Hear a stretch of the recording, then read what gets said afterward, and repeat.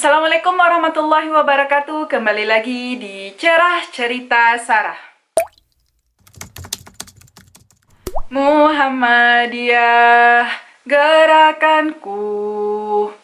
Nah, teman-teman, di sini siapa yang kader dari Muhammadiyah? Baik itu dari Pemuda Muhammadiyah, Nasyatul Aisyah, dari Ibunda Aisyah, ada yang dari Ikatan Mahasiswa Muhammadiyah, Ikatan Pelajar, dan juga otonom yang lainnya. Nah, teman-teman pasti sudah tahu siapa pendiri dari Muhammadiyah. Oke, di video kali ini aku mau membahas tokoh pendiri dari Muhammadiyah dan bagaimana biografinya. Nah, sebelum masuk ke ceritanya, jangan lupa untuk klik like dan subscribe, dan juga share video ini ke teman-teman kalian semuanya. Oke?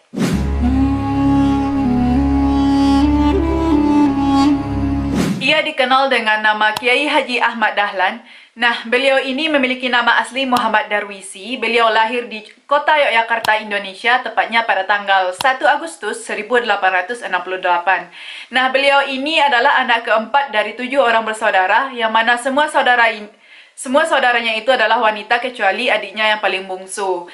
Beliau ini adalah termasuk sebagai keturunan ke-12 dari salah seorang Wali Songo yang terkemuka yang bernama Maulana Malik Ibrahim, yang mana pada saat itu Maulana Malik Ibrahim ini termasuk sebagai tokoh penyebaran agama Islam di Pulau Jawa. Pada saat menginjak usia 15 tahun, Muhammad Darwisi ini atau Kiai Haji Ahmad Dahlan ini hijrah ke Mekah dan menetap di sana selama 5 tahun. Dan pada saat itulah Kiai Haji Ahmad Dahlan ini bertemu dengan berbagai pemikir-pemikir pembaharuan agama Islam, yang mana diantaranya adalah Ibnu Taimiyah, Rashid Ridho, Al-Afghani, dan juga beberapa pemikir lainnya. Dan setelah 5 tahun menetap di kota Mekah, Muhammad Darwisi atau Kiai Haji Ahmad Dahlan ini kembali ke kampung halamannya dan mengganti namanya dengan Ahmad Dahlan. Pada tahun 1903, Kiai Haji Ahmad Dahlan ini pindah kembali ke kota Mekah dan menetap di sana selama 2 tahun.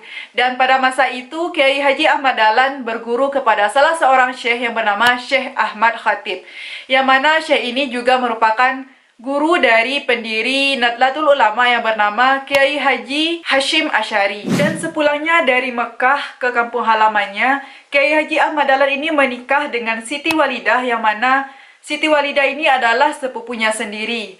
Dan Siti Walidah ini kelaknya akan menjadi salah seorang tokoh pahlawan nasional wanita dan pendiri dari Aisyah. Nah, dari pernikahannya dengan Siti Walidah ini, Kiai Haji Ahmad Dahlan dikaruniai 6 orang anak. Di samping itu, Kiai Haji Ahmad Dahlan ini juga pernah menikahi Nyai Abdullah, yang mana beliau adalah janda dari Kiai Haji Abdullah. Dia juga pernah menikahi Nyai Rum, yang merupakan anak dari Munawir Krapyak. Kiai Haji Ahmad Dahlan ini juga memiliki putra dari Nyai Aisyah Cianjur yang bernama Dandana. Dan beliau juga pernah menikah dengan Nyai Yasin Pakualaman, Yogyakarta.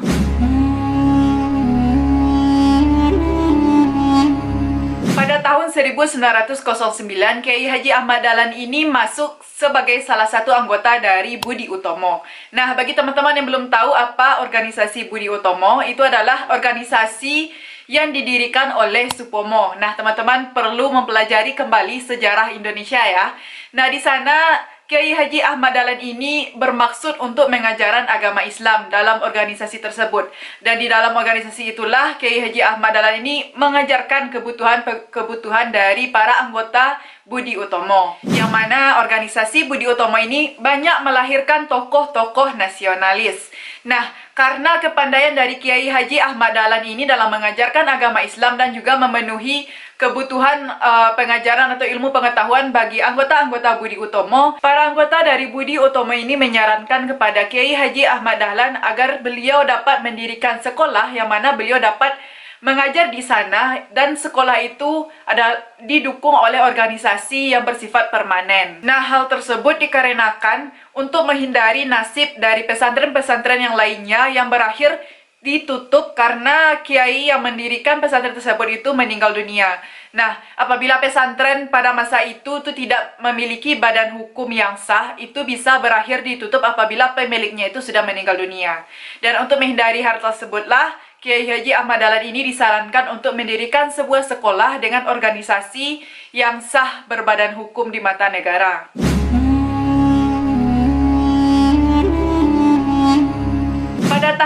1912, Kiai Haji Ahmad Dahlan ini berhasil mendirikan sebuah organisasi yang bernama Muhammadiyah, yang mana organisasi ini didirikan dengan tujuan agar dapat mengadakan pembaharuan bagi umat Islam di Nusantara. Kiai Haji Ahmad Dahlan ini menginginkan pembaharuan dalam cara berpikir dan juga beramal bagi umat-umat Islam di seluruh Indonesia agar dapat kembali beramal kepada Al-Quran dan juga hadis.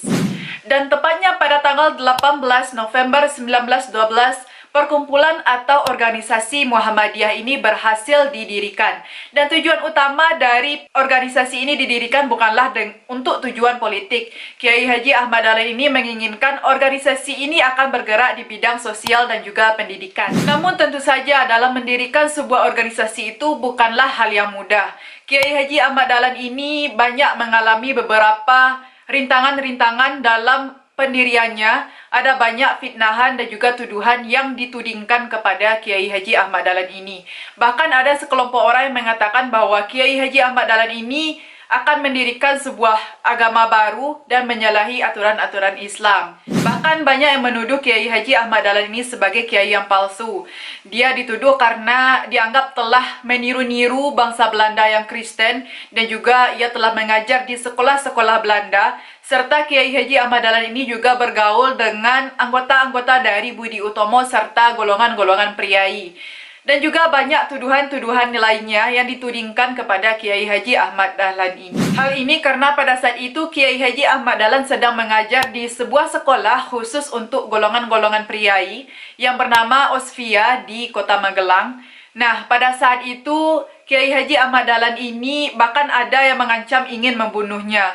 Akan tetapi Kiai Haji Ahmad Dahlan ini tidak ingin menyerah akan cita-citanya untuk mengadakan pembaharuan untuk agama Islam di Indonesia. Dia tetap menghadapi rintangan yang datang bertubi-tubi kepadanya dan tetap berpegang teguh terhadap cita-cita yang ingin dicapainya. Dan pada tanggal 20 Desember 1912, Kiai Haji Ahmad Dahlan ini mengajukan permohonan kepada pemerintahan Hindia Belanda untuk mendapatkan surat izin badan hukum terhadap organisasi Muhammadiyah ini. Dan permintaannya itu baru dikabulkan pada tahun 1914. Melalui surat ketetapan pemerintah nomor 81 pada tanggal 22 Agustus tahun 1914.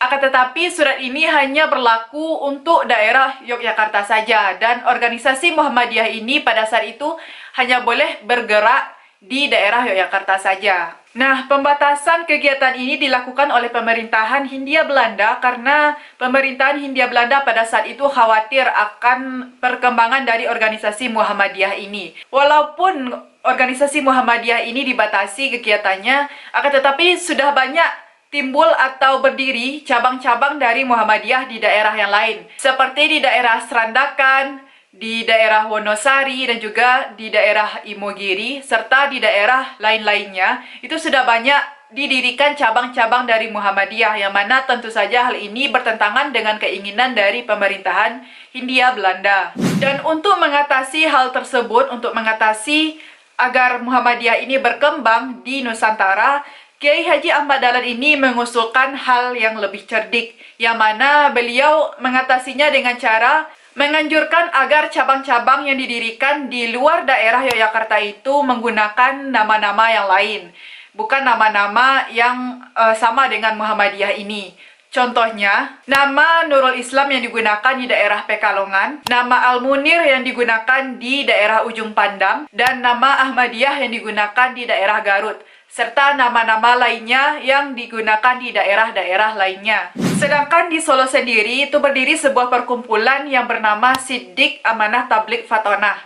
Dan di kota Yogyakarta sendiri itu ia menginginkan ada sebuah perkumpulan yang selalu mengadakan pengkajian atau mempelajari tentang agama Islam. Berbagai perkumpulan dan jamaah ini mendapatkan bimbingan langsung dari organisasi Muhammadiyah. Contohnya seperti perkumpulan Cahaya Muda, Hambudi Suci, Khayatul Qulub, Pria Utama, dan juga perkumpulan-perkumpulan lainnya. Dan disebutkan juga bahwa Kiai Haji Ahmad Dahlan ini juga terbuka untuk berdialog dengan tokoh-tokoh dari agama lain, yang mana pada saat itu Kiai Haji Ahmad Dahlan pernah bersahabat dan juga berdialog dengan salah satu pastor yang menjabat sebagai pastor dari tahun 1914 sampai 1918 yang bernama Pastor Van Leef, yang mana pastor ini merupakan tokoh agama dari agama Katolik. Dan pada saat itu Kiai Haji Ahmad Dahlan ini tidak ragu-ragu untuk memasuki gereja dari pastor ini dengan menggunakan pakaian hajinya untuk berdialog langsung dengan pastor tersebut.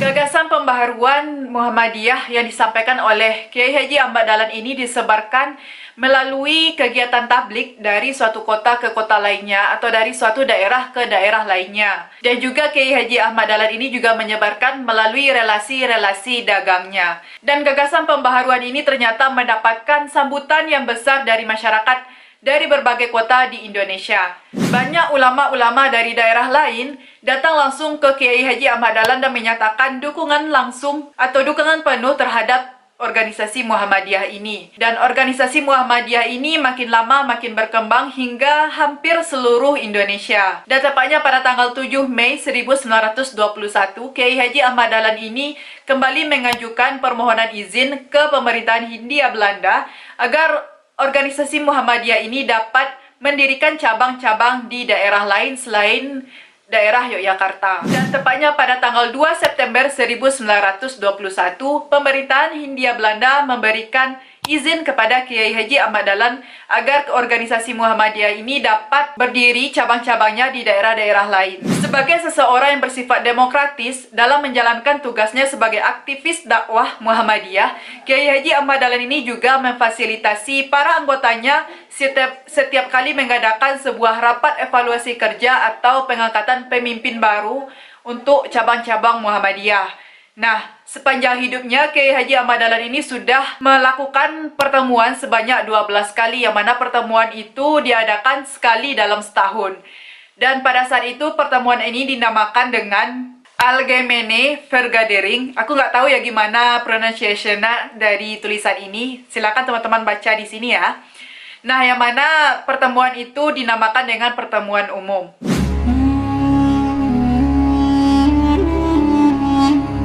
Karena banyaknya jasa-jasa yang telah diberikan oleh Kiai Haji Ahmad Dahlan untuk membangkitkan kesadaran bagi masyarakat Indonesia untuk melakukan pembaharuan di bidang agama dan juga pendidikan, maka pemerintahan Republik Indonesia memberikan ketetapan Kiai Haji Ahmad Dahlan ini sebagai pahlawan nasional Indonesia. Nah, hal ini terdapat dalam Surat Keputusan Presiden nomor 657 tahun 1961, yang mana ketetapan ini berdasarkan atas hal-hal sebagai berikut. Yang pertama yaitu Kiai Haji Ahmad Dahlan ini sudah membangkitkan kesadaran masyarakat Indonesia bahwa nasib masyarakat Indonesia pada saat itu tuh sedang berada di bawah tangan penjajah, dan masyarakat Indonesia harus melakukan perubahan dengan berbuat atau melakukan sesuatu. Yang kedua, dengan berdirinya organisasi Muhammadiyah, Kiai Haji Ahmad Dahlan ini sudah mengajarkan ajaran Islam yang murni kepada masyarakat, yang mana ajarannya yang menuntut tentang kecerdasan, kemajuan, dan beramal bagi umat atas dasar Islam dan juga iman. Yang ketiga, dengan organisasinya Muhammadiyah telah mempelopori berbagai usaha sosial serta pendidikan, yang mana ini merupakan kunci dari pembaharuan yang harus dilakukan oleh masyarakat Indonesia untuk menuju kemajuan dan kebangkitan bagi bangsa Indonesia dengan ajaran-ajaran Islam. Dan yang keempat, organisasi Muhammadiyah yang bagian wanita atau Aisyah telah mempelopori kebangkitan bagi perempuan-perempuan di Indonesia untuk dapat mengecam pendidikan serta dapat berfungsi secara sosial bagi masyarakat dan juga mendapatkan kedudukan yang sama dan juga setara dengan kaum pria.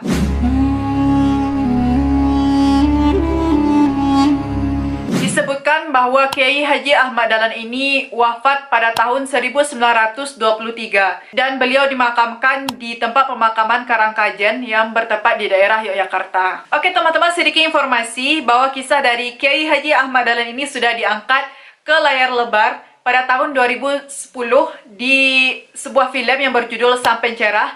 Dan film ini disutradarai oleh Hanung Bramantio. Nah, bagi teman-teman yang penasaran, silakan tonton filmnya ya.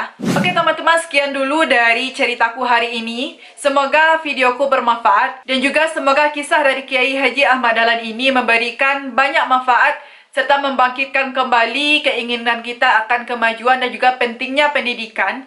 Oke, sekian dulu dari videoku. Tunggu videoku yang selanjutnya. Assalamualaikum warahmatullahi wabarakatuh. Masya Allah, tabarakallah.